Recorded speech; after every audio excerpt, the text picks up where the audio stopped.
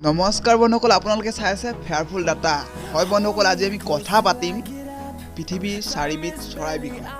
হয় বন্ধুসকল, পৃথিৱীত 4বিধ এনেকুৱা চৰাই আছে যিকেইটা চৰাইৰ বিষয়ে আপুনি শুনাৰ পাছত হয়তো আপুনিও বিশ্বাস কৰিবলৈ টান পাব। তেন্তে আহক বন্ধুসকল, ভিডিঅ'টি আৰম্ভ কৰোঁ।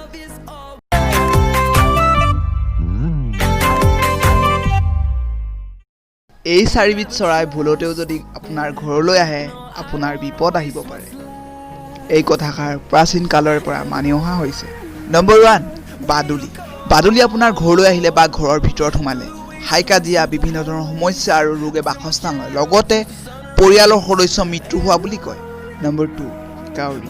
এই কাউৰীয়ে ঘৰলৈ আহিলে বা ঘৰৰ বাৰীত বাঁহ সাজিলে বেয়া বুলি কয়। ইয়াৰ উপৰিও সপোনত আহি কাউৰীৰ মাত মতা, ক'ৰবাৰ পৰা বেয়া সংবাদ অহা, লগতে বিভিন্ন ধৰণৰ সমস্যাই দেখা দিয়ে বুলি কয়। নম্বৰ 3, পাৰ চৰাই। এই পাৰ চৰাই বা আন সৰু সৰু চৰাই ঘৰত বাঁহ সাজে তেন্তে বহু ভাল বুলি কয়, লগতে বহুতে কয় মা লক্ষ্মী ঘৰত থকাৰ প্ৰমাণ হয় আৰু এনে ঘৰত কেতিয়াও সমস্যা দেখা নিদিয়ে, লগতে সুখ আনন্দময় বিৰাজ কৰে বুলি কয়। নম্বৰ 4, ফেঁচা।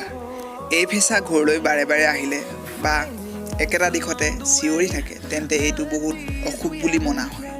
কিন্তু এইটো মনা হয় যে এবাৰ দুবাৰ ফেঁচা ঘৰলৈ আহিলে সুখ দুখ আনন্দময় ঘৰলৈ আহে, কিন্তু বাৰে বাৰে যদি ঘৰলৈ আহে ঘৰখন ভাঙি যোৱা, লগতে মানুহৰ মৃত্যু হয় বুলি কয়। বন্ধুসকল, আজিলৈ ইমানেই। যদি মোৰ ভিডিঅ'টি ভাল লাগিল তেনেহ'লে ছাবস্ক্ৰাইব কৰিব, লগতে শ্বেয়াৰ এণ্ড কমেণ্ট কৰিব, লগতে কাষতে থকা বেল আইকনটি টিপি দিবলৈ নাপাহৰিব।